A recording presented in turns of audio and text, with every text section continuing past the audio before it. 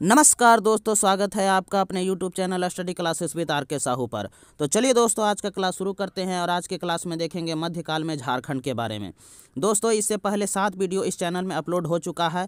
अगर आप उस वीडियो को नहीं देखे हैं तो उसे ज़रूर देख लीजिएगा। साथ ही साथ दोस्तों, मैं आपसे यह भी कहना चाहता हूँ कि अगर आप हमारे चैनल को पहली बार देख रहे हैं तो इसे सब्सक्राइब कर दीजिए और बेल नोटिफिकेशन को ऑन कर दीजिए, ताकि हमारे आने वाले प्रत्येक वीडियो का नोटिफिकेशन आप तक सही समय पर पहुँच सके। तो चलिए दोस्तों, आज का क्लास शुरू करते हैं। मध्यकाल में झारखंड। मध्यकाल, पूर्व मध्यकाल और उत्तर मध्यकाल। तो सबसे पहले दोस्तों, पूर्व मध्यकाल के बारे में हम लोग जानेंगे। पूर्व मध्यकाल हर्षवर्धन की मृत्यु और दिल्ली सल्तनत की स्थापना के बीच की अवधि को पूर्व मध्यकाल कहा जाता है। झारखंड राज्य का संबंध पूर्व मध्यकाल से ही रहा है। महामाया मंदिर, गुमला। हापा मुनि गांव में स्थित महामाया मंदिर इस बात का प्रमाण है कि झारखंड राज्य का संबंध पूर्व मध्यकाल में रहा है। महामाया मंदिर का निर्माण नागवंशी शासक गजघंट राय ने 908 ईस्वी में कराया था। पियानाथ के द्वारा इसमें विष्णु की प्रतिमा स्थापित की गई थी। इस मंदिर का प्रथम पुरोहित द्विज हरिनाथ नामक मराठा ब्राह्मण था। यह गजघंट राय का धार्मिक गुरु था। टांगीनाथ का मंदिर, यह मंदिर गुमला में अवस्थित है। इस मंदिर का निर्माण भी इसी काल में हुआ है।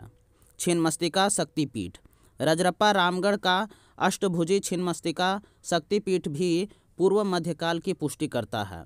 छिन्नमस्तिका बौद्ध ब्रज योगिनी का ही हिंदू प्रतिरूप है। इटखोरी, जो चतरा में है। झारखंड के इटखोरी चतरा से पाल शासक महेंद्र पाल के शिलालेख मिले हैं। पाल काल में ही इटखोरी में माँ भद्रकाली की मूर्ति का निर्माण किया गया है। अब दोस्तों, उत्तर मध्यकाल के बारे में हम लोग देखेंगे। बख्तियार खिलजी, 1206 ईस्वी 13वीं शताब्दी में बख्तियार खिलजी ने झारखंड होकर बंगाल के सेन वंशी शासक लक्ष्मण सेन की राजधानी नदिया पर आक्रमण किया था। गुलाम वंश के इल्तुतमिश और बलबन के समय झारखंड इनके प्रभाव से मुक्त था, क्योंकि उस समय का नागवंशी राजा हरिकर्ण प्रभावशाली और शक्तिशाली था।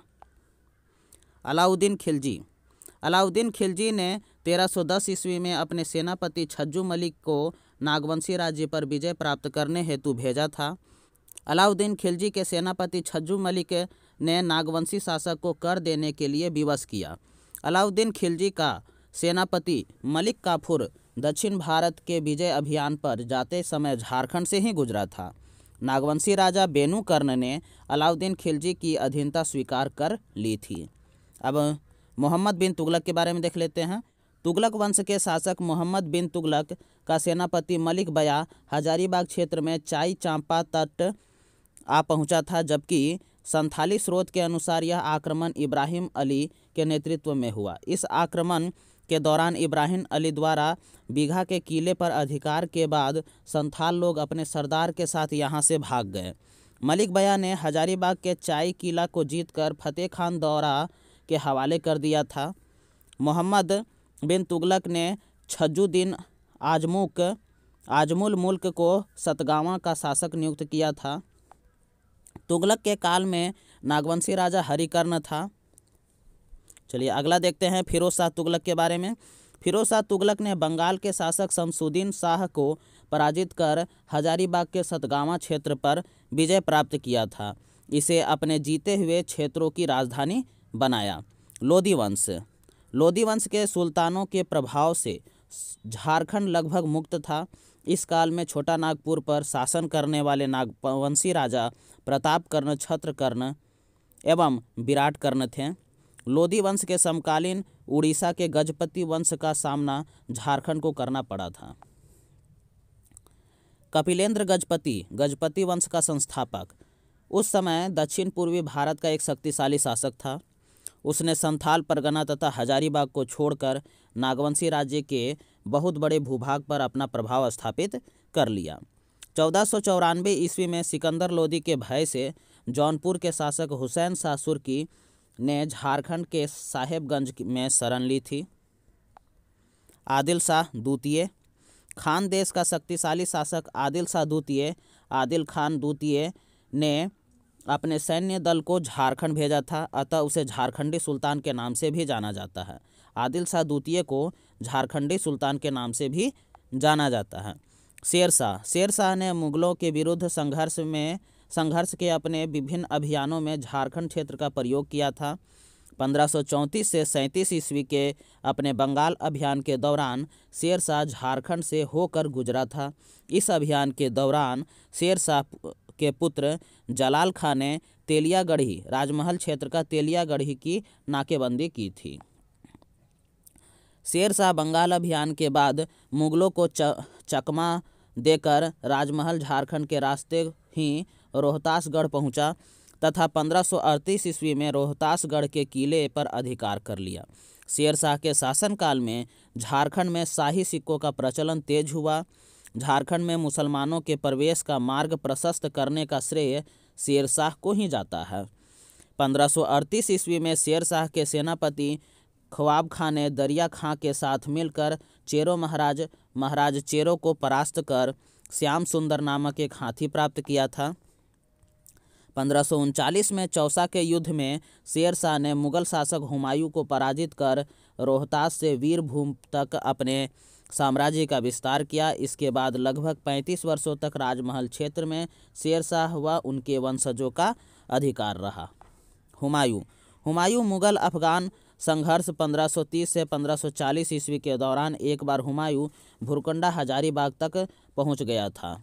अकबर झारखंड के संदर्भ में अकबर के शासनकाल को दो भागों में विभक्त किया जा सकता है। शासनकाल का पूर्वार्ध 1556 से 1576 ईस्वी एवं शासनकाल का उत्तरार्ध 1576 से 1605 ईस्वी। अकबर ने अपने शासनकाल के पूर्वार्ध में झारखंड क्षेत्र में सक्रिय अफगानों पर विजय प्राप्त किया तथा उत्तरार्ध में क्षेत्रीय राजवंशों पर शासन स्थापित किया। अकबर के शासनकाल का पूर्वार्ध अफगानों पर विजय था। अकबर के विरुद्ध अभियान में अफगानों ने झारखंड के क्षेत्र का उपयोग किया। 1575 ईस्वी के टकरोई की लड़ाई के बाद जुनैद कर्रानी ने बिहार जाने के क्रम में रामपुर वर्तमान में रामगढ़ में रुका, जहां इसका पीछा करते हुए मुगलों की सेना भी आ गई थी। यहां जुनैद कर्रानी व मुगलों की सेना के बीच हुए रामपुर की लड़ाई में मुगलों की जीत हुई। अब देखते हैं अकबर के शासनकाल का उत्तरार्ध क्षेत्रीय राजवंशों पर शासन। छोटा नागपुर खास का नागवंश। अकबर नागवंशों की राजधानी कोकराह या खुखरा को अपने नियंत्रण में लेना चाहता था। इसका प्रमुख कारण दक्षिण भारत जाने हेतु या युद्ध में इस क्षेत्र का उपयोग, सामरिक कारण साम्राज्य विस्तार, राजनीतिक कारण इस क्षेत्र का आर्थिक समृद्धि, आर्थिक कारण आदि थे। अकबर ने 1585 ईस्वी में शाहबाज खां को झारखंड पर विजय प्राप्त करने हेतु भेजा। इस युद्ध में नागवंशी शासक मधुकरण शाह की पराजय हुई तथा मधुकरण शाह ने वार्षिक मालगुजारी देना स्वीकार किया।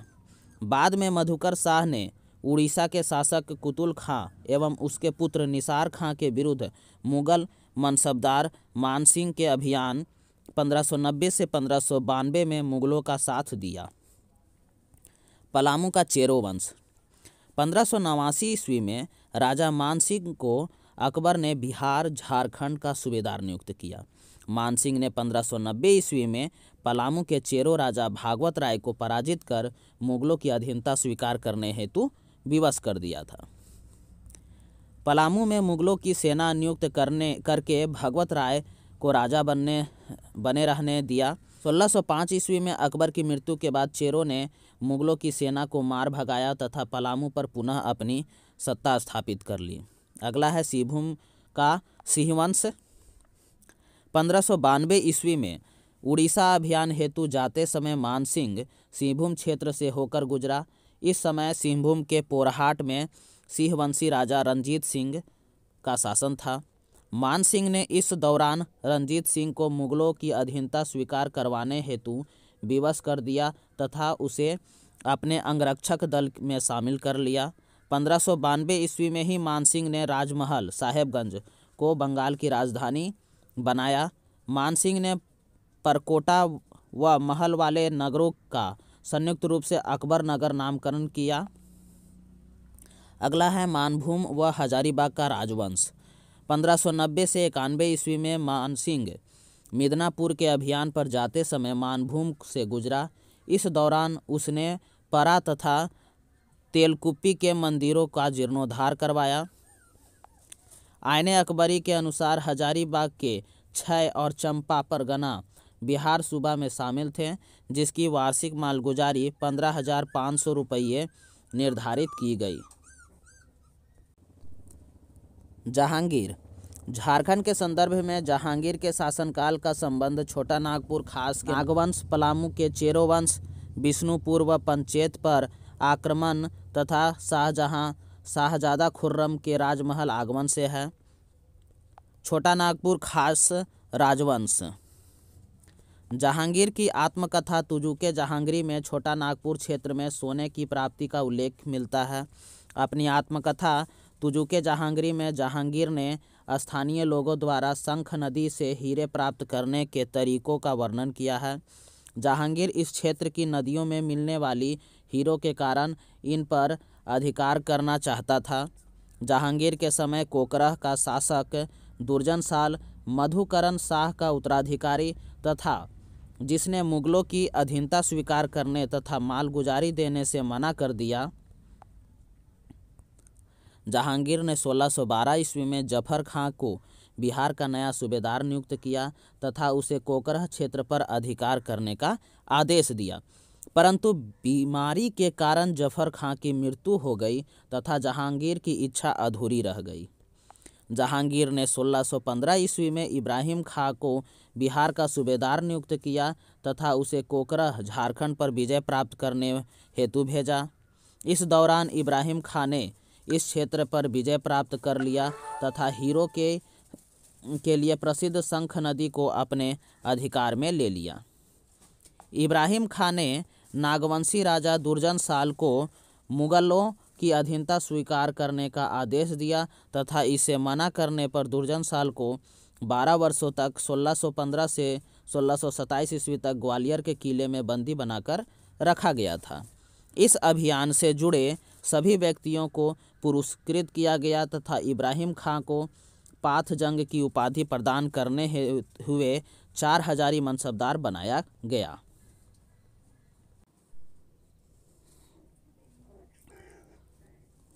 1627 ईस्वी में जहांगीर के दरबार में एक हीरे की असलियत को लेकर विवाद हो गया।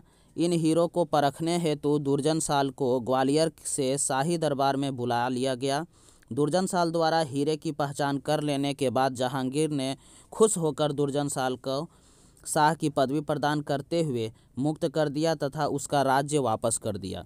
इसके बदले में दुर्जन साल ने मुगल शासक जहांगीर को 6,000 रुपये वार्षिक कर देना स्वीकार किया। पलामू का चेरो वंश। 1607 ईस्वी में अबुल फजल के पुत्र अफजल खां को जहांगीर ने बिहार का सूबेदार नियुक्त किया। अफजल खां ने जहांगीर के आदेश से पलामू के चेरो राजाओं के विरुद्ध एक सैन्य अभियान चलाया। उसके आक्रमण के समय पलामू का चेरवंशी शासक अनंत राय था, परंतु आक्रमण के 2 सप्ताह के भीतर ही बीमारी से अफजल खान की मृत्यु हो गई तथा यह अभियान असफल हो गया। 1612 ईस्वी में अनंत राय की मृत्यु के पश्चात सहबल राय पलामू का शासक बना। इसने अपने राज्य का विस्तार सड़क एवं आजम जीटी रोड पर चौपारण हजारीबाग तक कर लिया। सहबल राय बंगाल की ओर जाने वाले मुगल काफिलों को लूट लिया करता था। इससे शाहजहां नाराज हो गया तथा उसने सहबल राय को बंदी बनाकर दिल्ली लाने का आदेश दिया। जहांगीर ने अपने मनोरंजन हेतु सहबल राय को एक बाघ से लड़ने के आदेश दिया। इस लड़ाई में सहबल राय की मृत्यु हो गई।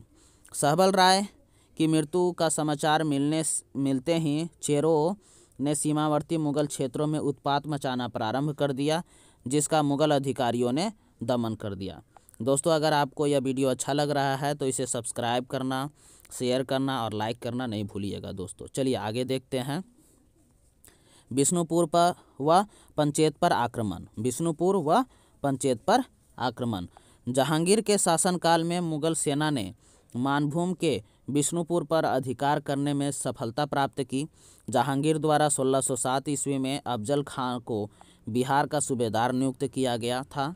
अफजल खां ने बंगाल के मुगल सूबेदार इस्लाम खां के साथ मिलकर पंचेत के जमींदार वीर हमीर को पराजित किया।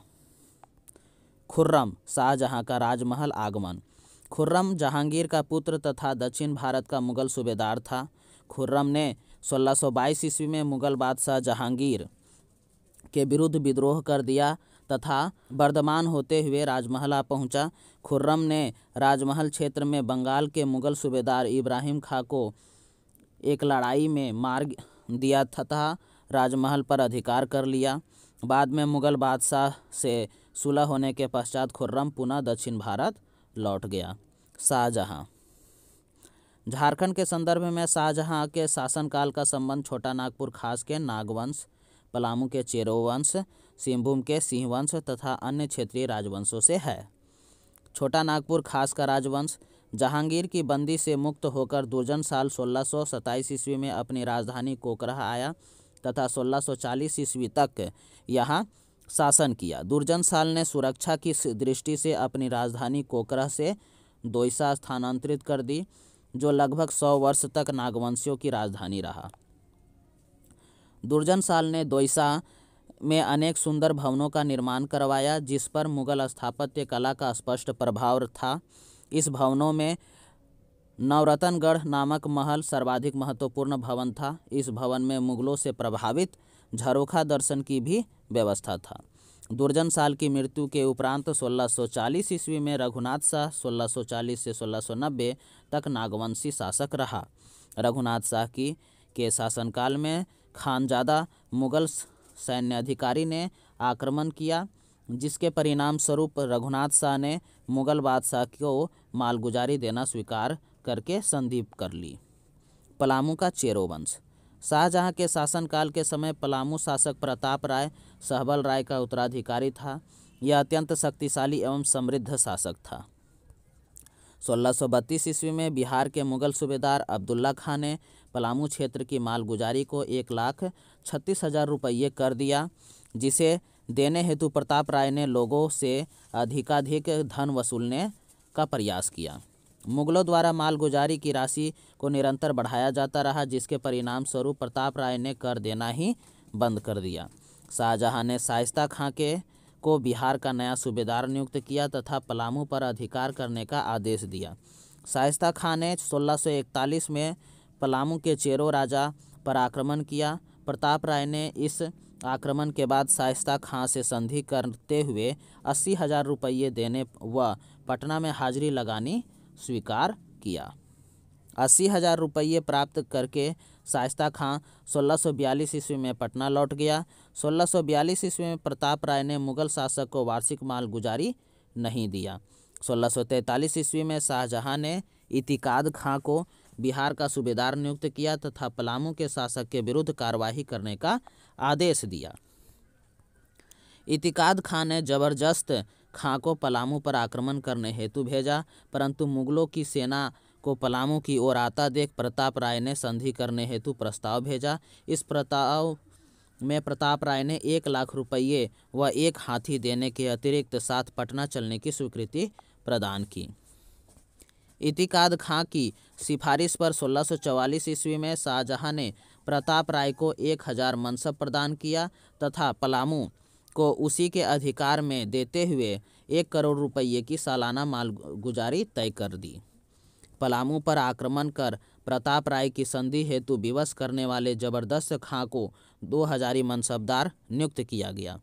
प्रताप राय की मृत्यु के बाद पलामू पर कुछ समय तक भूपाल राय तथा उसके बाद मेदिनी राय का शासन रहा। पुराना पलामू का किला निर्माण प्रताप राय के शासनकाल में ही हुआ था। बाद में मेदिनी राय ने यहाँ पर नया किला का निर्माण करवाया था। सिंहभूम का सिंह वंश। शाहजहां के समय सिंहवंशी शासक उड़ीसा के मुगल सूबेदार के माध्यम से मालगुजारी देते थे। अन्य क्षेत्रीय राजवंश। शाहजहां के शासनकाल में पंचेत के राजा वीर नारायण सिंह ने मुगलों से पराजित होने के बाद अपनी राजधानी को परिवर्तित कर दिया था। 1639 ईस्वी में बंगाल की राजधानी राजमहल थी। यहाँ पर मुगलों का एक टकसाल भी था। औरंगजेब के शासनकाल में बंगाल की राजधानी को राजमहल से परिवर्तित करके ढाका कर दिया गया। शाह शुजा शाहजहां का पुत्र था। यह बंगाल और उड़ीसा का गवर्नर था। इसने भी राजमहल को अपनी राजधानी बनाया था। औरंगजेब। शाहजहां के संदर्भ में औरंगजेब के शासनकाल का संबंध है छोटा नागपुर खास के नागवंश, पलामू के चेरो वंश, सिंहभूम के शिव वंश तथा अन्य क्षेत्रीय राजवंशों से है। छोटा नागपुर खास नागवंश। नागवंशी शासक रघुनाथ शाह 1640 से 1690 ईस्वी और राम शाह 1690 से 1715 ईस्वी औरंगजेब के समकालीन थे। औरंगजेब के शासनकाल में अधिकांश समय तक कोकरा का नागवंशी राजा रघुनाथ शाह था। रघुनाथ शाह का धर्म गुरु ब्रह्मचारी हरिनाथ था। रघुनाथ शाह अत्यंत धार्मिक, प्रवृत्ति और दानी स्वभाव का था। रघुनाथ शाह के शासनकाल में लक्ष्मी नारायण तिवारी ने मदन मोहन मंदिर बेड़ियो रांची का निर्माण कराया। रघुनाथ शाह के शासनकाल में हरि ब्रह्मचारी ने रांची के चुटिया नामक स्थान पर राम सीता मंदिर का निर्माण कराया। फ्रांसीसी यात्री टेवर्नियर के अनुसार रघुनाथ शाह के राज्य पर केवल एक बार ही मुगल आक्रमण हुआ, जिससे रघुनाथ शाह को अधिक क्षति नहीं हुई। औरंगजेब के शासनकाल में ही पलामू के चेरो वंशी राजा मेदिनी राय ने रघुनाथ शाह की राजधानी दोईसा पर आक्रमण कर व्यापक लूटपाट किया। इस लूटपाट में मेदिनी राय को पत्थर का एक विशाल फाटक प्राप्त हुआ। मेदिनी राय ने पलामू के पुराने किले के समीप एक पहाड़ पर नया किला का निर्माण कराया तथा इसमें दोईसा से प्राप्त पत्थर का विशाल फाटक लगवाना। इस फाटक को नागपुर दरवाज़ा कहा जाता है। विशाल फाटक लगवाया जिसे हम नागपुर के दरवाज़ा के नाम से जानते हैं। रघुनाथ शाह के बाद राम शाह नागवंश का शासक बना, जिसका मुगल बादशाह औरंगजेब के साथ सौहार्दपूर्ण संबंध था। 1692 ईस्वी में शाहजहां ने औरंगजेब को 9,705 रुपये मालगुजारी के रूप में प्रदान किया। राम शाह ने पलामू, रीवा एवं सिंहभूम राज्यों पर आक्रमण किया था। इसने रीवा व सिंहभूम के साथ वैवाहिक संबंध स्थापित किया था। राम शाह ने अपने पुत्र एनी शाह का विवाह रीवा नरेश की पुत्री से किया तथा अपनी 2 बहनों का विवाह सिंहभूम के राजा जयनाथ सिंह के साथ किया। पलामू का चेरो वंश। औरंगजेब के शासनकाल के आरंभिक काल में पलामू में चेरो राजा मेदिनी राय का शासन था। मेदिनी राय 1658 से 74 में सर्वाधिक शक्तिशाली चेरो वंशी शासक था। मेदिनी राय ने मुगलों की अधीनता स्वीकार करने तथा उन्हें कर देने से मना कर दिया था। इसके साथ ही वह सीमावर्ती मुगल राज्यों पर आक्रमण कर लूटपाट भी करता था। औरंगजेब ने अपने सूबेदार दाऊद खां को 1660 ईस्वी में पलामू पर आक्रमण करने व मेदिनी राय से कर वसूलने हेतु भेजा।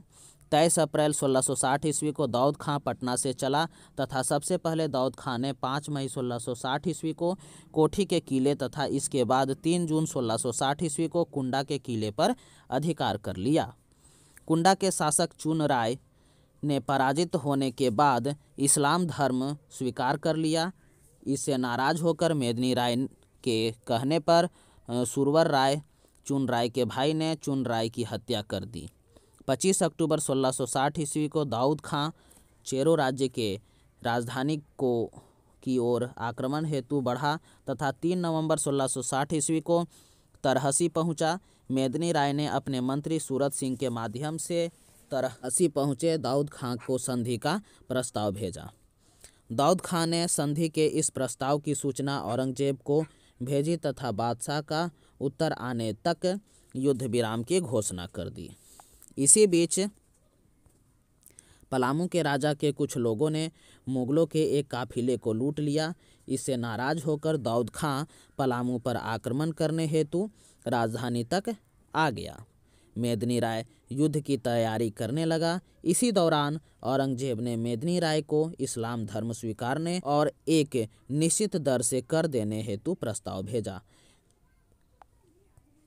इसे स्वीकार करने पर मेदिनी राय को उसके पद पर बने रहने देने का प्रस्ताव था। मेदिनी राय ने औरंगजेब का यह प्रस्ताव ठुकरा दिया तथा युद्ध की घोषणा कर दी।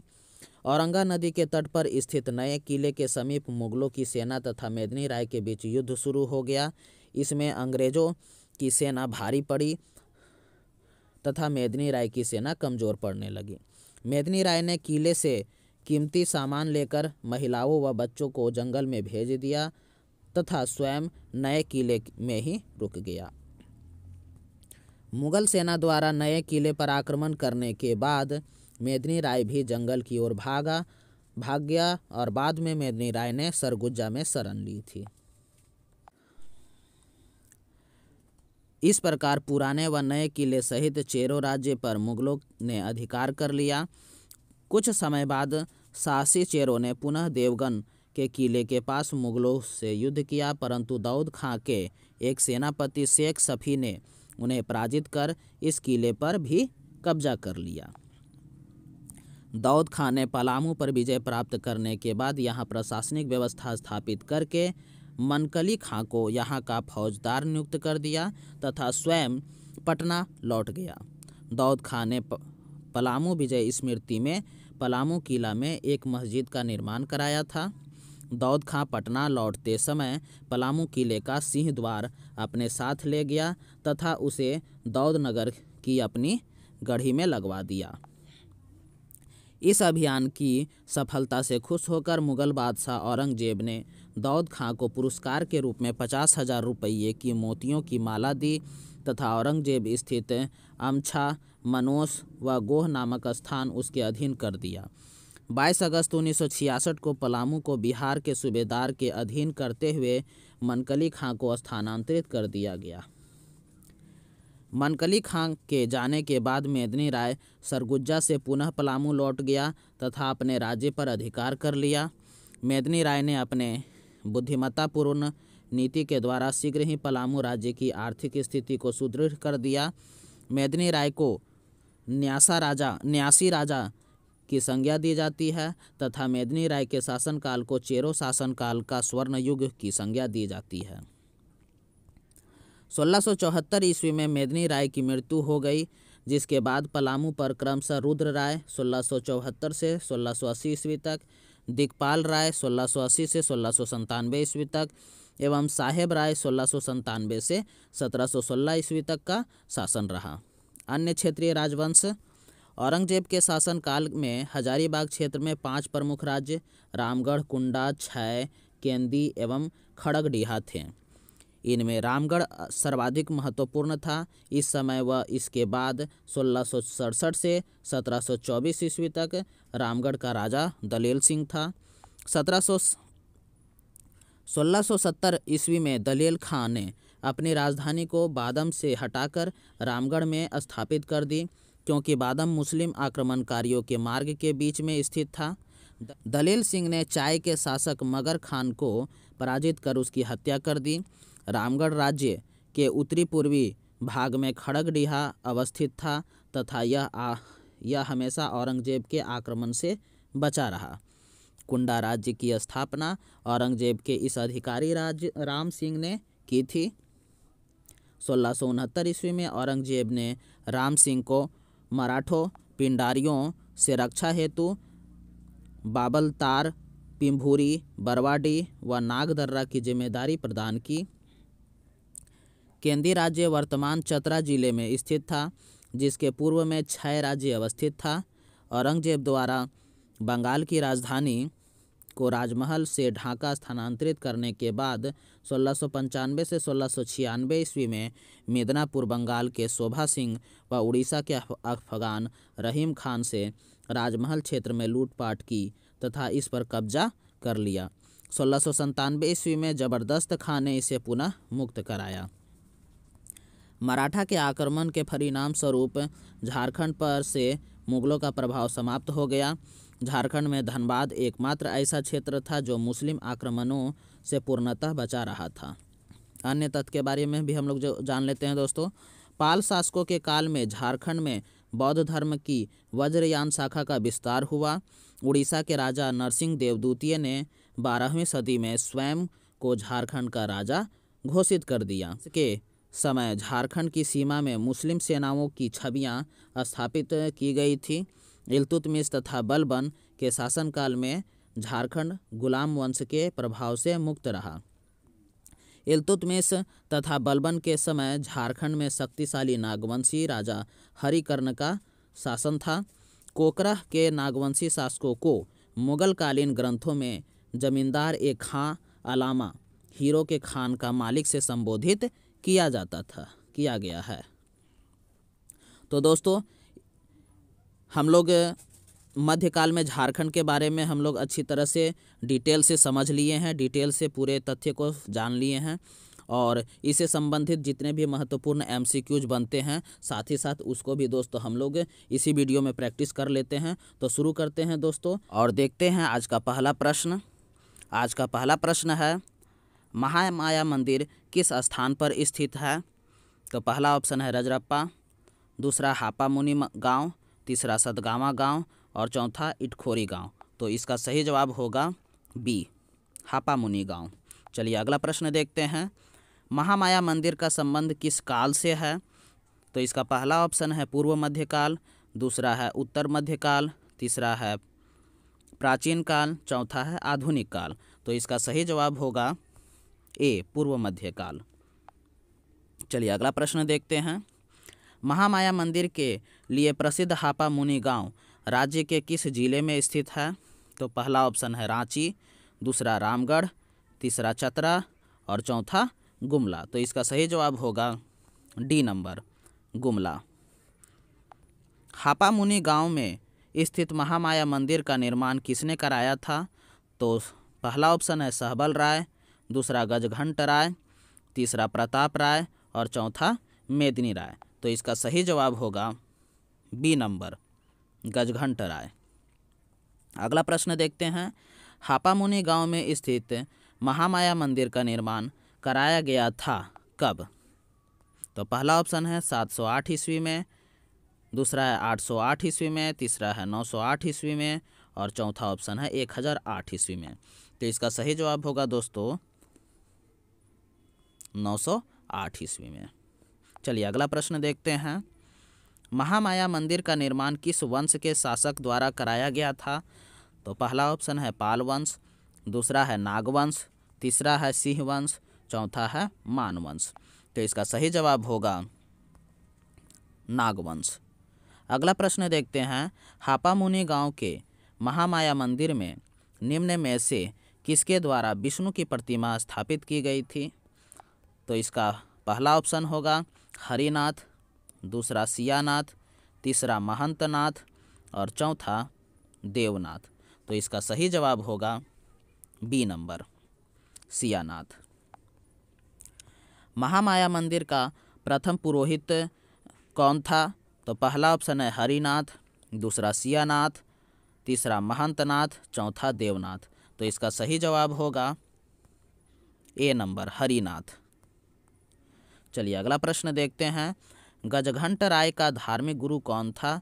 तो गजघंट राय का धार्मिक गुरु पहला ऑप्शन सियानाथ, दूसरा शीतलनाथ, चौथा आदित्यनाथ, पांचवा हरिनाथ। तो इसका सही जवाब होगा दोस्तों डी नंबर, हरिनाथ। अगला प्रश्न देखते हैं, टांगीनाथ का मंदिर झारखंड के किस जिले में अवस्थित है? तो पहला ऑप्शन है रामगढ़, दूसरा गुमला, तीसरा है हजारीबाग और चौथा है पलामू। तो इसका सही जवाब होगा दोस्तों बी नंबर, गुमला। अगला प्रश्न देखते हैं, गुमला में स्थित टांगीनाथ मंदिर का निर्माण किस काल में हुआ था? तो पहला ऑप्शन है प्राचीन काल में, दूसरा है पूर्व मध्य काल में, तीसरा है उत्तर मध्य काल में, चौथा है आधुनिक काल में। तो इसका सही जवाब होगा बी नंबर, पूर्व मध्य काल में। चलिए अगला प्रश्न देखते हैं, अष्टभुजी छिन्नमस्तिका शक्तिपीठ निम्न में से किस स्थान पर अवस्थित है? तो पहला ऑप्शन है इटखोरी, दूसरा है तिलैया, चौथा है गढ़वा, चौथा है रजरप्पा। तो इसका सही जवाब होगा दोस्तों डी नंबर, रजरप्पा। चलिए अगला प्रश्न देखते हैं, रजरप्पा झारखंड राज्य के किस जिले में है?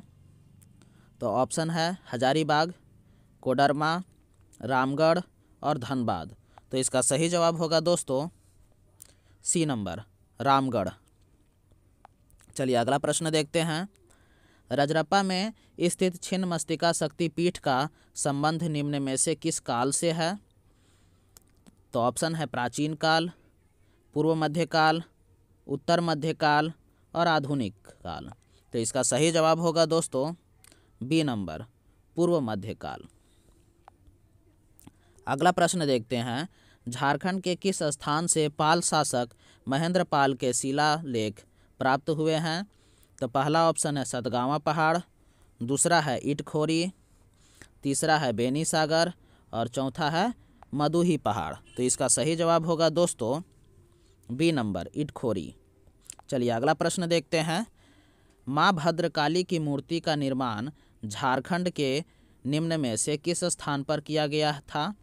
तो ऑप्शन है पहला रजरप्पा, दूसरा चैनपुर, तीसरा पटमदा, चौथा इटखोरी। तो इसका सही जवाब होगा दोस्तों डी नंबर, इटखोरी। चलिए अगला प्रश्न देखते हैं।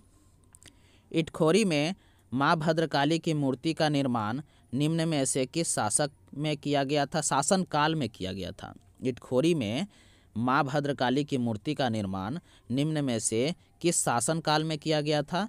तो इसका ऑप्शन होगा पाल काल, मौर्य काल, गुप्त काल और शुंग काल। तो इसका सही जवाब होगा दोस्तों पाल काल। चलिए अगला प्रश्न देखते हैं। बख्तियार खिलजी ने झारखंड से होकर निम्न में से किस स्थान पर आक्रमण किया था?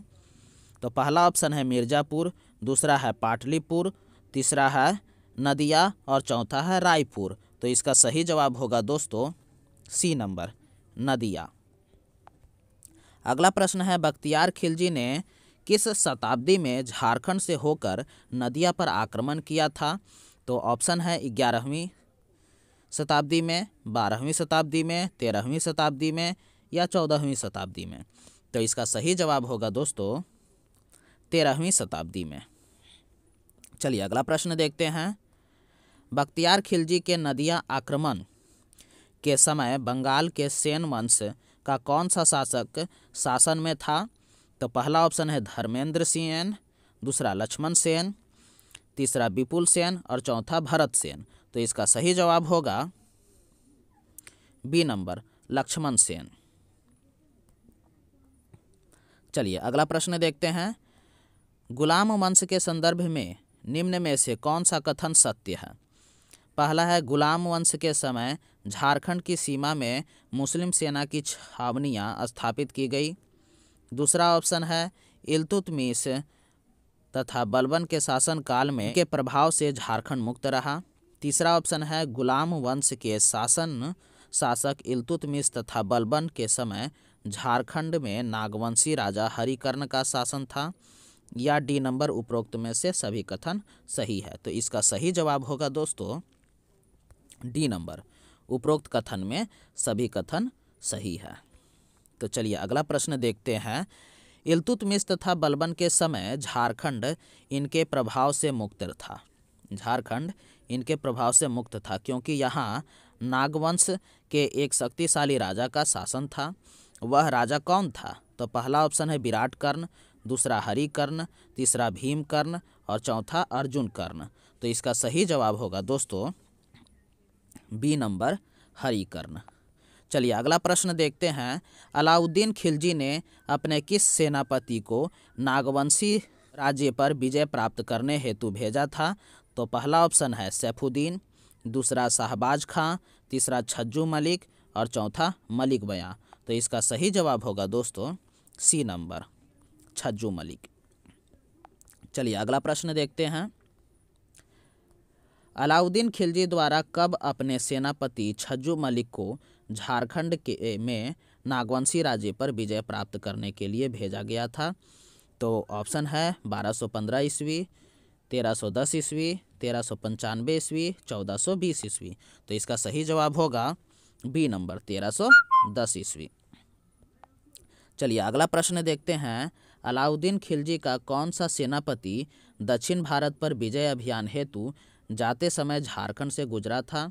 तो पहला ऑप्शन है मलिक काफूर, दूसरा है मलिक छज्जू, तीसरा है मलिक बया, चौथा है इनमें से कोई नहीं। तो इसका सही जवाब होगा दोस्तों ए नंबर, मलिक काफूर। चलिए अगला प्रश्न देखते हैं।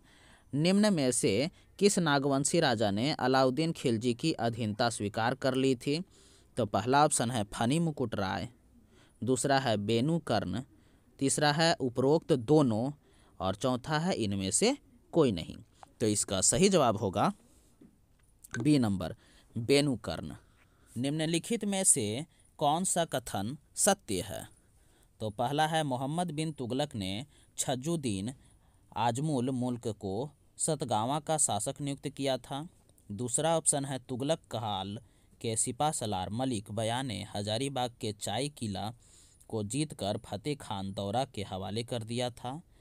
तीसरा ऑप्शन है उपरोक्त में से दोनों कथन सही है और चौथा ऑप्शन है उपरोक्त दोनों कथन असत्य है। तो इसका सही जवाब होगा दोस्तों सी नंबर, उपरोक्त दोनों कथन सत्य है। चलिए अगला प्रश्न देखते हैं। तुगलक शासन के दौरान नागवंशी राजा शासन में था, तो कौन सा नागवंशी राजा तुगलक शासनकाल के दौरान शासक था? तो पहला ऑप्शन है प्रतापकर्ण, दूसरा है हरिकर्ण, तीसरा है देवकर्ण और चौथा है भीमकर्ण। तो इसका सही जवाब होगा दोस्तों बी नंबर, हरिकर्ण। चलिए अगला प्रश्न देखते हैं। फिरोज शाह तुगलक ने बंगाल के शासक शमसुद्दीन शाह से हजारीबाग के क्षेत्र को जीतकर उसे बंगाल की राजधानी बना ली। तो इसका पहला ऑप्शन है बेनी सागर, दूसरा बड़का गांव, तीसरा सतगावा, चौथा रामगढ़। तो इसका सही जवाब होगा दोस्तों सी नंबर, सतगावा। चलिए अगला प्रश्न देखते हैं। अगर दोस्तों हमारा वीडियो आपको पसंद आ रहा है तो इसे लाइक करना, शेयर करना और सब्सक्राइब करना मत भूलिएगा दोस्तों। तो चलिए दोस्तों अगला प्रश्न देखते हैं। लोधी वंश के शासन के दौरान इनमें से किसने झारखंड का शासन नहीं किया? पहला प्रतापकर्ण, दूसरा हरिकर्ण, तीसरा विराटकर्ण, चौथा छत्रकर्ण। तो इसका सही जवाब होगा दोस्तों दूसरा नंबर, बी नंबर, हरिकर्ण। चलिए अगला प्रश्न देखते हैं। लोधी वंश के शासन के दौरान उड़ीसा के किस वंश ने रामगढ़ पर आक्रमण किया था? तो ऑप्शन है वानपति वंश ने, गजपति वंश ने, रमापति वंश ने या महापति वंश ने। तो इसका सही जवाब होगा दोस्तों बी नंबर, गजपति वंश ने। चलिए अगला प्रश्न देखते हैं। उड़ीसा के किस शासक ने झारखंड के एक बड़े भूभाग पर आक्रमण किया तथा उस पर अधिकार किया? तो पहला ऑप्शन है नरसिंह देव, दूसरा है राजराजेंद्र, तीसरा है कपिलेंद्र, चौथा है जयदेव। तो इसका सही जवाब होगा दोस्तों सी नंबर, कपिलेंद्र। चलिए अगला प्रश्न देखते हैं। किस वंश के सुल्तानों के प्रभाव से झारखंड लगभग मुक्त रहा? तो लोधी वंश, गुलाम वंश, तुगलक वंश या खिलजी वंश। तो इसका सही जवाब होगा लोधी वंश। चलिए अगला प्रश्न देखते हैं। निम्न में से कौन लोधी वंश के समकालीन झारखंड में नागवंशी के शासक थे?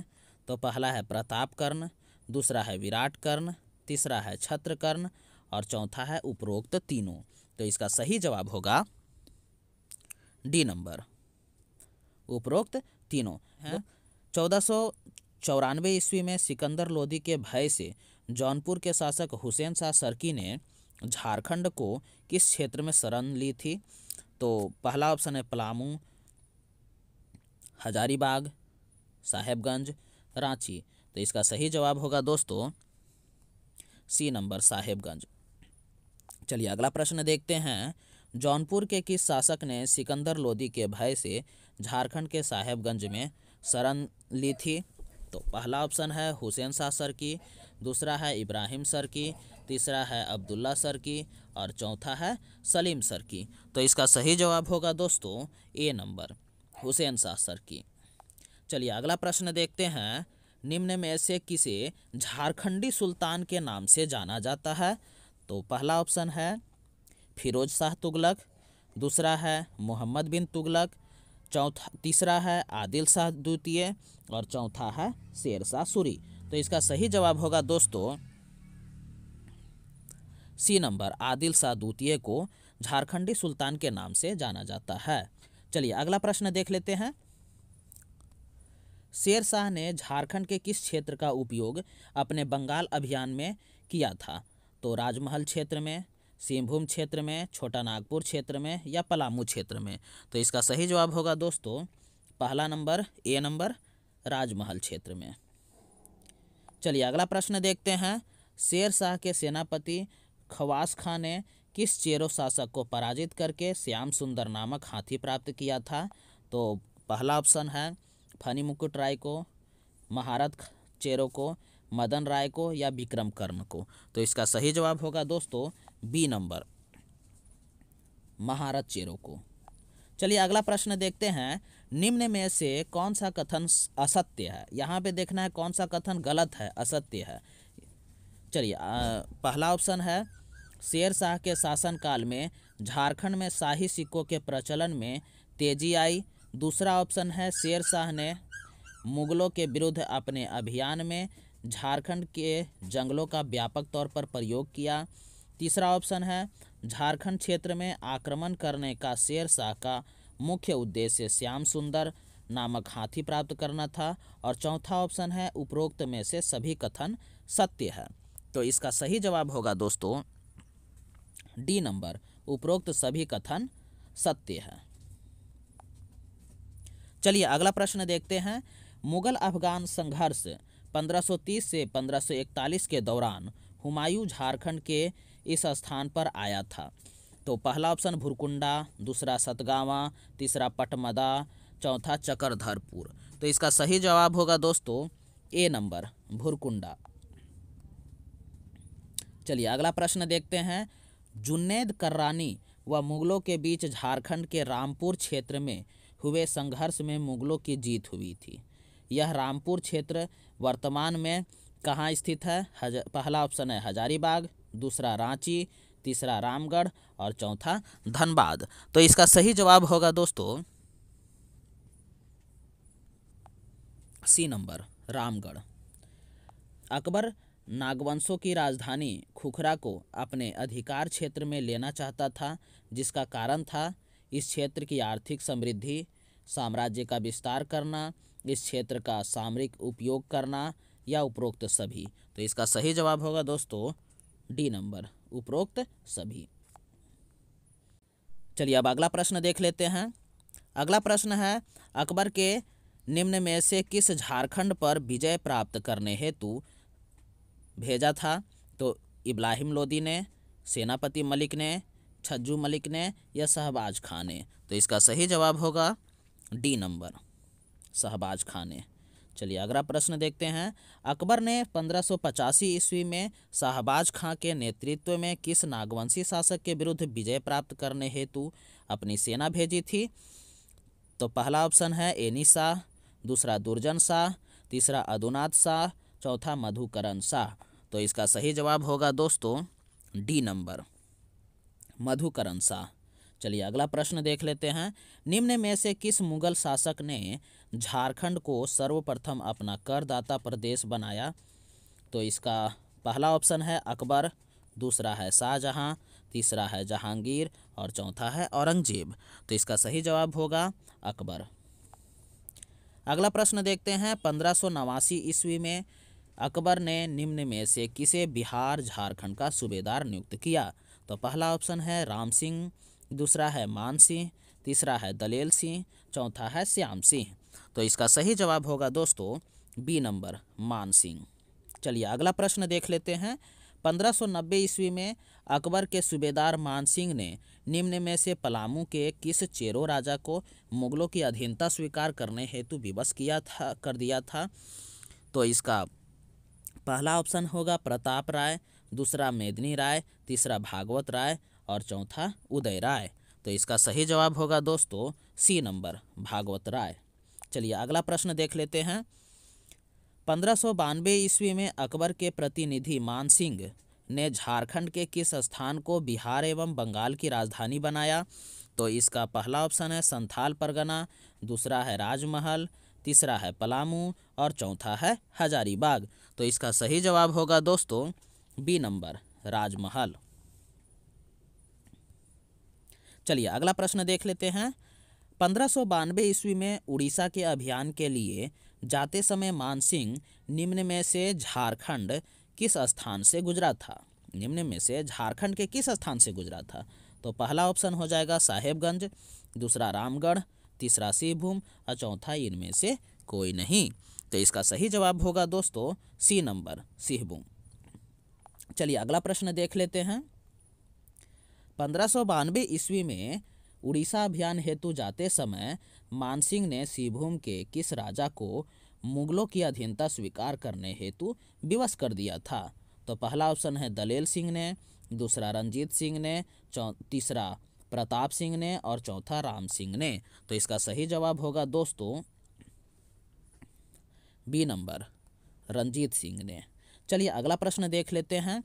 निम्न में से किस मुगल कालीन सूबेदार ने परकोटा व महल के नगरों पर का नामकरण अकबर नगर के रूप में किया था? तो इसका पहला ऑप्शन है मान सिंह, दूसरा है जफर खान, तीसरा है शहबाज खान और चौथा है इस्लाम खान। तो इसका सही जवाब होगा दोस्तों ए नंबर मान सिंह। चलिए अगला प्रश्न देख लेते हैं।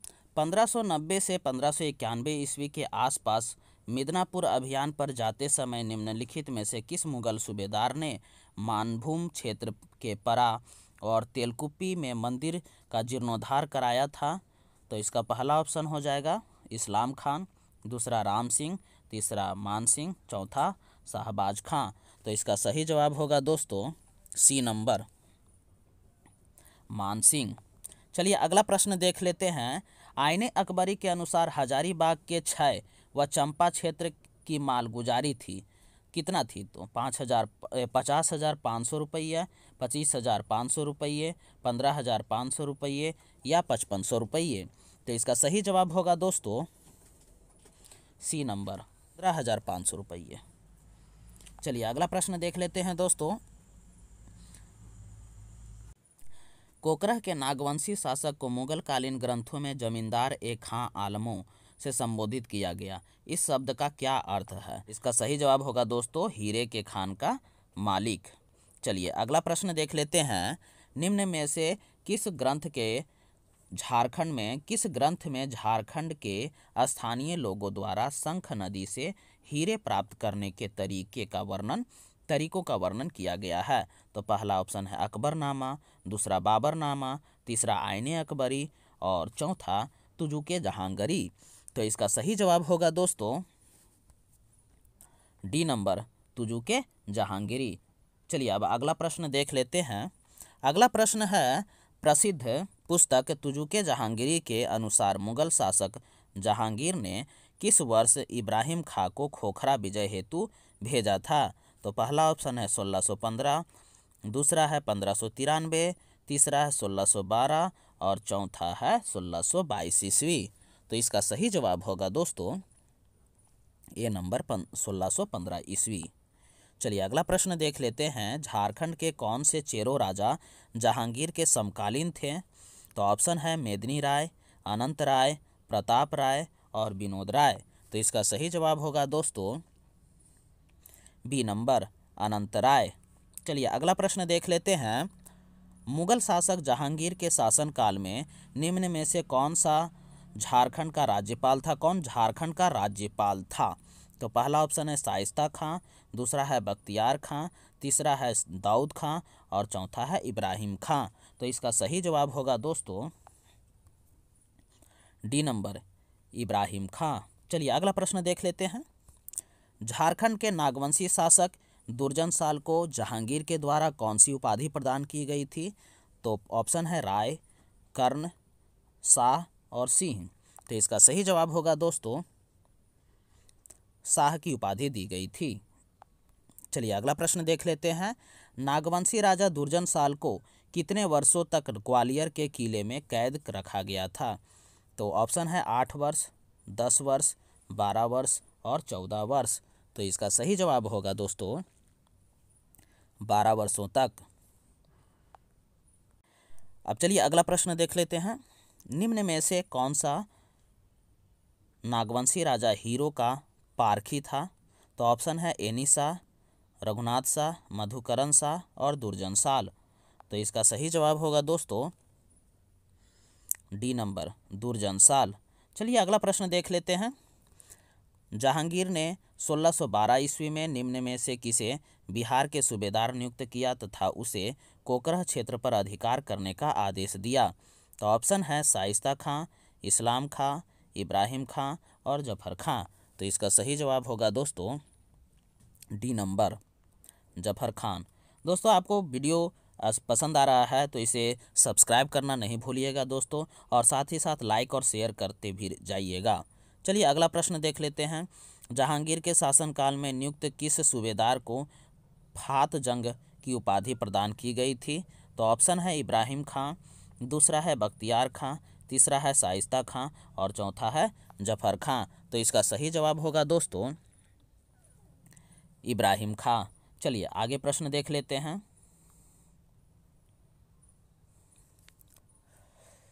एक घटनाक्रम के दौरान हीरे की पहचान करने के कारण दुर्जन साल को जहांगीर द्वारा निम्न में से कौन सी उपाधि प्रदान की गई थी? तो ऑप्शन है खान की उपाधि, शाह की उपाधि, पाथजंग की उपाधि या इनमें से कोई नहीं। तो इसका सही जवाब होगा दोस्तों बी नंबर शाह की उपाधि। चलिए अगला प्रश्न देख लेते हैं। 1627 ईस्वी में जहांगीर द्वारा कैद से मुक्त करने के बदले दुर्जन साल ने कितने रुपये वार्षिक कर देना स्वीकार किया था? तो ऑप्शन है 6,000 रुपया, 10,000 रुपया, 8,000 रुपया और 5,000 रुपया। तो इसका सही जवाब होगा दोस्तों 6,000 रुपये। चलिए अगला प्रश्न देख लेते हैं। जहांगीर के शासनकाल में बिहार के सूबेदार अफजल खान द्वारा पलामू चेरो राजाओं पर आक्रमण के समय चेर वंशी शासक कौन थे? तो ऑप्शन है मेदिनी राय, अनंत राय, प्रताप राय और मदन राय। तो इसका सही जवाब होगा दोस्तों बी नंबर अनंत राय। चलिए अगला प्रश्न देख लेते हैं। जहांगीर के शासनकाल में पलामू के किस चेरो शासक द्वारा मुगलों के काफिलों को लूटने के कारण उसे बंदी बनाकर दिल्ली लाने का आदेश दिया गया था? तो पहला ऑप्शन है अनंत राय, दूसरा प्रताप राय, तीसरा सहबल राय, चौथा भागवत राय। तो इसका सही जवाब होगा दोस्तों सी नंबर सहबल राय। चलिए अगला प्रश्न देख लेते हैं। निम्न में से किस चेरो राजा की मृत्यु मुगलों द्वारा दिल्ली में शेर के साथ लड़वाने के कारण हो गया था? तो ऑप्शन है सहबल राय, भागवत राय, मेदिनी राय और प्रताप राय। तो इसका सही जवाब होगा दोस्तों ए नंबर सहबल राय। चलिए अगला प्रश्न देख लेते हैं। खुर्रम राय ने किस मुगल सूबेदार को एक युद्ध में मारकर राजमहल पर अधिकार कर लिया था? तो ऑप्शन है इब्राहिम खां, शाइस्ता खां, जफर खां और इबादत खां। तो इसका सही जवाब होगा दोस्तों ए नंबर इब्राहिम खां। चलिए अगला प्रश्न देखते हैं। जहांगीर के पुत्र खुर्रम ने किस क्षेत्र को अपनी राजधानी बनाया था? तो ऑप्शन है हजारीबाग, राजमहल, पलामू और जमशेदपुर। तो इसका सही जवाब होगा दोस्तों बी नंबर राजमहल को। चलिए आगे देख लेते हैं अगला प्रश्न। शाहजहां के शासनकाल के समय पलामू का शासक था? तो ऑप्शन है सहबल राय, प्रताप राय, अनंत राय और प्रकाश राय। तो इसका सही जवाब होगा दोस्तों बी नंबर प्रताप राय। अगला प्रश्न है 1632 ईस्वी में किस मुगल सूबेदार ने पलामू की मालगुजारी बढ़ाकर 1,32,000 रुपये कर दिया था? तो ऑप्शन है शाइस्ता खान, इब्राहिम खान, अब्दुल्ला खान, इबादत खान। तो इसका सही जवाब होगा दोस्तों अब्दुल्ला खान। चलिए अगला प्रश्न देखते हैं। मुगल शासक शाहजहां ने पलामू के चेरो राजा को पराजित करने हेतु इनमें से किस सूबेदार को भेजा गया था? तो ऑप्शन है आलम खान, शाइस्ता खान, अब्दुल्ला खान और सलीम खान। तो सही जवाब होगा दोस्तों शाइस्ता खान बी नंबर।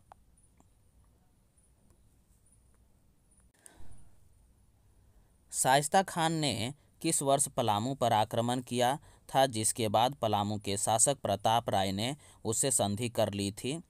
तो ऑप्शन होगा 1632, 1637, 1641 और 1647। तो इसका सही जवाब होगा दोस्तों सी नंबर 1641। चलिए अगला प्रश्न देख लेते हैं। 1643 ईस्वी में शाहजहां द्वारा निम्न में से किसे बिहार का सूबेदार नियुक्त करते हुए पलामू के राजा के विरुद्ध कर देने से मना करने के कारण कार्यवाही हेतु आदेश दिया गया था? तो ऑप्शन है अब्दुल्ला खान, इतिकाद खान, आलम खान, सलीम खान। तो सही जवाब होगा दोस्तों बी नंबर इतिकाद खान। चलिए अगला प्रश्न देख लेते हैं। इतिकाद खां की सिफारिश पर शाहजहां द्वारा प्रताप राय को कितना मनसब प्रदान किया गया था? तो ऑप्शन है 200, 500, 1000, 5000। तो सही जवाब होगा दोस्तों सी नंबर 1000।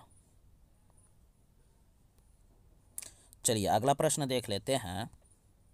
प्रताप राय ने मुगल सूबेदार इतिकाद खां से संधि करने के पश्चात कितना रुपया वार्षिक मालगुजारी देना स्वीकार किया था? तो ऑप्शन होगा 1 लाख रुपया, 20 लाख रुपया, 50 लाख रुपया या 1 करोड़ रुपया। तो सही जवाब होगा दोस्तों डी नंबर 1 करोड़ रुपये। चलिए अगला प्रश्न देख लेते हैं दोस्तों। प्रताप राय को संधि हेतु विवश करने वाले जबरदस्त खां को कितने मनसब की मनसबदारी प्रदान की गई थी? तो ऑप्शन है 1000, 2000, 5000 और 10,000। तो सही जवाब होगा दोस्तों बी नंबर 2000। चलिए अगला प्रश्न देख लेते हैं। निम्न में से किस स्थान पर मुगलों का एक टकसाल भी था? तो ऑप्शन होगा रामगढ़, मानभूम, राजमहल, पलामू। तो सही जवाब होगा दोस्तों सी नंबर राजमहल। चलिए अगला प्रश्न देख लेते हैं। निम्न में से कौन सा नागवंशी राजा औरंगजेब के समकालीन था? रघुनाथ शाह, राम शाह, दोनों या इनमें से कोई नहीं? तो इसका सही जवाब होगा दोस्तों सी नंबर दोनों। अगला प्रश्न देख लेते हैं। फ्रांसीसी यात्री टेवर्नियर के अनुसार रघुनाथ शाह के राज्य पर कितनी बार मुगलों ने आक्रमण किया था? तो ऑप्शन है 1 बार, 2 बार, 7 बार और 10 बार। तो सही जवाब होगा दोस्तों 1 बार। चलिए अगला प्रश्न देख लेते हैं। किस मुगल शासक के शासनकाल में चेरोवंशी राजा मेदिनी राय ने नागवंशी राजा रघुनाथ शाह की राजधानी दोयसा पर आक्रमण करके पत्थर का एक विशाल फाटक प्राप्त किया था, जिसे नागपुर दरवाज़ा भी कहा जाता था? तो ऑप्शन है शाहजहां, औरंगजेब, शाह शुजा और बहादुर शाह जफर। तो सही जवाब होगा दोस्तों औरंगजेब। चलिए अगला प्रश्न देख लेते हैं। औरंगजेब ने इनमें से किस सूबेदार को पलामू के चेरोवंशी राजा मेदिनी राय पर आक्रमण करने हेतु भेजा था? तो ऑप्शन होगा इबादत खान, दाऊद खान, सूबेदार खान, जबरदस्त खान। तो सही जवाब होगा दोस्तों बी नंबर दाऊद खान। चलिए अगला प्रश्न देख लेते हैं। कुंडा का वह कौन सा शासक था जिसने औरंगजेब के सूबेदार दाऊद खां से पराजित होने के बाद इस्लाम धर्म स्वीकार कर लिया था? तो ऑप्शन है साहेब राय, चून राय, मेदिनी राय और रुद्र राय। तो सही जवाब होगा दोस्तों बी नंबर चून राय। चलिए अगला प्रश्न देख लेते हैं। इनमें से किसने मेदिनी राय के कहने पर कुंडा के शासक चून राय की हत्या कर दी थी? तो रुद्र राय, सुरवर राय, प्रताप राय या सहबल राय। तो सही जवाब होगा दोस्तों बी नंबर सुरवर राय।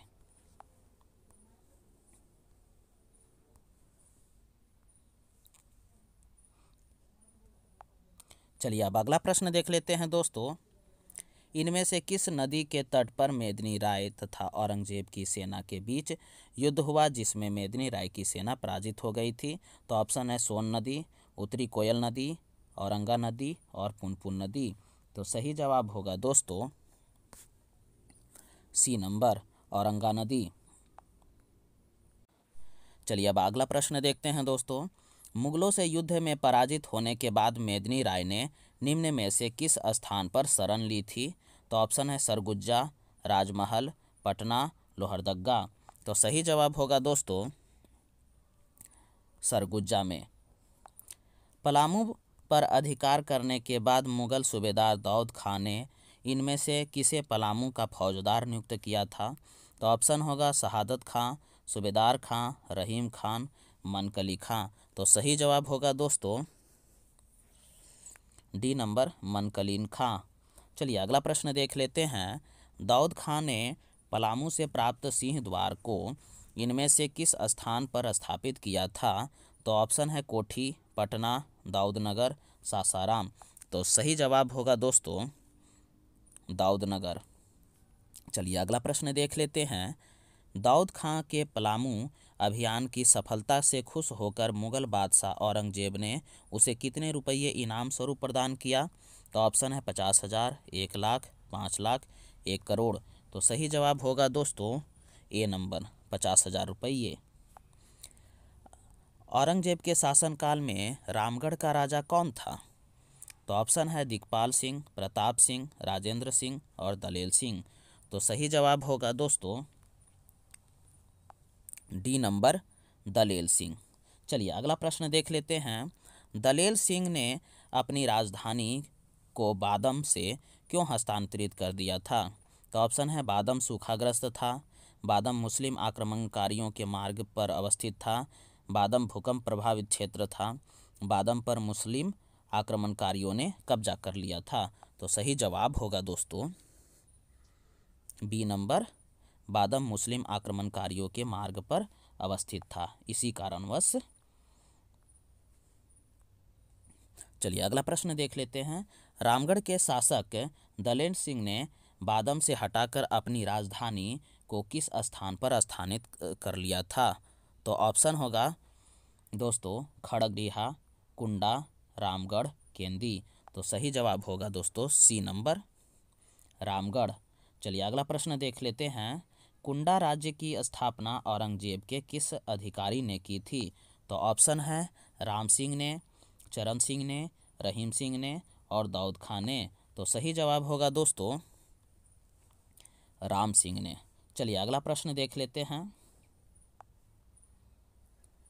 रामगढ़ राज्य के उत्तर पूर्वी भाग में कौन सा स्थान अवस्थित था जो औरंगजेब के आक्रमण से बचा रहा? तो ऑप्शन है छै, केंदी, खड़गड़ीहा, कुंडा। तो सही जवाब होगा दोस्तों खड़गड़ीहा।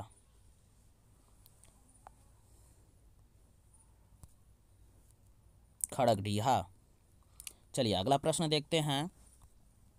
तत्कालीन रामगढ़ राज्य का केंदी वर्तमान झारखंड के किस जिले में अवस्थित था? तो ऑप्शन है हजारीबाग, धनबाद, कोडरमा और चतरा। तो इसका सही जवाब होगा दोस्तों डी नंबर चतरा। चलिए अगला प्रश्न देख लेते हैं। झारखंड में मुस्लिम प्रवेश का मार्ग प्रशस्त करने का श्रेय किसे दिया जाता है? तो ऑप्शन है अकबर, शाहजहां, शेरशाह, औरंगजेब। तो सही जवाब होगा दोस्तों सी नंबर शेरशाह।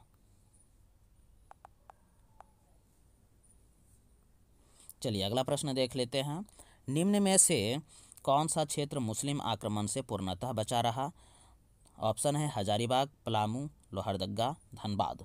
तो सही जवाब होगा दोस्तों डी नंबर धनबाद क्षेत्र मुस्लिम आक्रमणकारियों से पूर्णतः सुरक्षित बचा रहा। चलिए अगला प्रश्न देख लेते हैं। मुगल काल में झारखंड को किस नाम से जाना जाता है?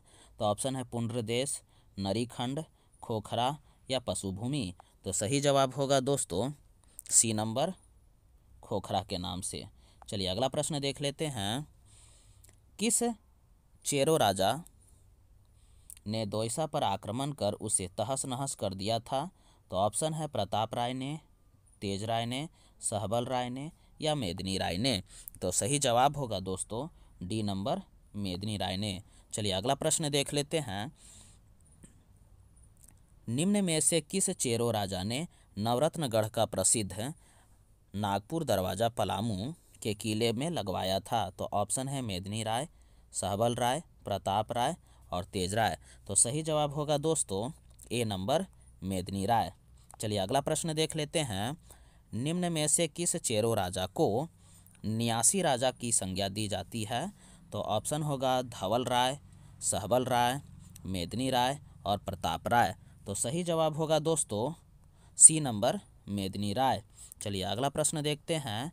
निम्न में से किस चेरो राजा के शासनकाल को चेरो शासन का स्वर्ण युग कहा जाता है? तो ऑप्शन है धवल राय, सहबल राय, मेदिनी राय और प्रताप राय। तो इसका सही जवाब होगा दोस्तों सी नंबर मेदिनी राय। चलिए अगला प्रश्न देख लेते हैं। पाल शासकों के शासनकाल में झारखंड में बौद्ध धर्म के किस शाखा का विस्तार हुआ? तो ऑप्शन है महायान शाखा का, हीनयान शाखा का, थेरवाद शाखा का या वज्रयान शाखा का। तो सही जवाब होगा दोस्तों डी नंबर वज्रयान शाखा का। चलिए अगला प्रश्न देखते हैं और इस वीडियो का लास्ट प्रश्न देखते हैं। उड़ीसा के किस राजा ने 12वीं सदी में स्वयं को झारखंड का राजा घोषित कर दिया था? तो ऑप्शन है नरसिंहदेव द्वितीय ने, राजराजेंद्र ने, कपिलेंद्र ने और जयदेव ने। तो इसका सही जवाब होगा दोस्तों ए नंबर नरसिंहदेव द्वितीय ने। तो दोस्तों आपको यह वीडियो कैसा लगा? अगर आपको दोस्तों यह वीडियो पसंद आया तो इसे लाइक करना, शेयर करना और सब्सक्राइब करना मत भूलिएगा। धन्यवाद।